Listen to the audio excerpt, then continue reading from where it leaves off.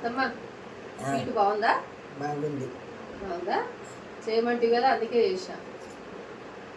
Sweet సరిపోయిందా? చక్కెర బాగున్నది, మంచి సరిపోయింది. నా బిడ్డలకు నా కొడుకులకు బాగా ఇష్టం స్వీటా. సీడ్ చేయి అనేది. నా ఛానల్ని సబ్స్క్రైబ్ చేసుకోండి ప్లీజ్. బాయ్.